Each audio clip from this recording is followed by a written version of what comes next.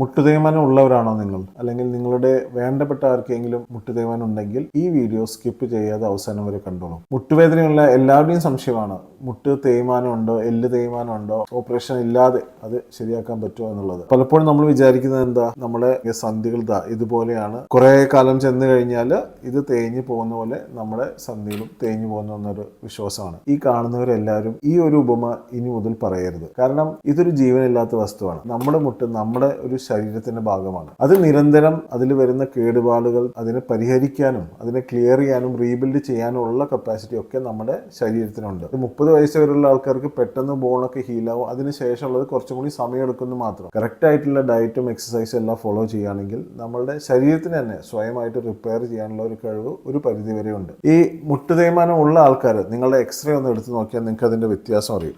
ഇത് 2 തരത്തിലുള്ള മുട്ടാണ്. ഇതിൽ നോക്കിക്കഴിഞ്ഞാൽ നമുക്ക് മനസ്സിലാവും ഇത് എന്ത് സ്മൂത്ത് ആണ്. ഈ ബ്ലൂ കളർ എന്ന് കാണുന്നത് ഇതിന്റെ കാർട്ടിലേജ് ആണ്. നേരെ മറിച്ച് ഇതൊരു advance stage of osteo arthritis. ഇതിൽ കാണുമ്പോൾ നമുക്കറിയാം ഈ എല്ലുകൾ കണ്ടില്ലേ, അൺഈവൻ ആയിട്ട് ഇങ്ങനെ പരപരപ്പ് പോലെ ആയിട്ട് തീരെ ക്ഷയിച്ച് ഈ ഒരു അവസ്ഥ. അതുപോലെ അതിന്റെ ഈ കാർട്ടിലേജ് എല്ലാം ക്ഷയിച്ച്, ഇതിനെയാണ് മുട്ട് തേയ്മാനം എന്ന് പറയുന്നത്. തേയ്മാനം സംഭവിക്കുന്നത് നമ്മുടെ കാർട്ടിലേജും ലിഗമെന്റും നമ്മുടെ ഈ മിനിസ്കസ്, നമ്മൾ വാഷർ എന്നൊക്കെ പറയുന്ന ഒക്കെയാണ്. അല്ലാതെ 2 എല്ലും മാത്രം കൂടി ചേരുന്ന ഒരു സന്ധിയല്ല. അതുകൊണ്ട് ഒരിക്കലും എല്ല് തേയ്മാനം എന്ന് പറയരുത്. എല്ല് തേയ്മാനം എന്ന് പറയുന്ന വാക്ക് തന്നെ തെറ്റാണ്. മുട്ടുവേദനയെ കുറിച്ചും നമ്മൾ ഡീറ്റെയിൽ ആയിട്ട് ഒരു വീഡിയോ ചെയ്യുന്നുണ്ടാവും. ഇത്തരത്തിലുള്ള അറിവുകൾക്ക് ഈ ചാനൽ എന്തായാലും ഫോളോ ചെയ്തോളൂ. അതുപോലെ ഈ വീഡിയോ മാക്സിമം എല്ലാവർക്കും ഷെയർ ചെയ്തോളൂ.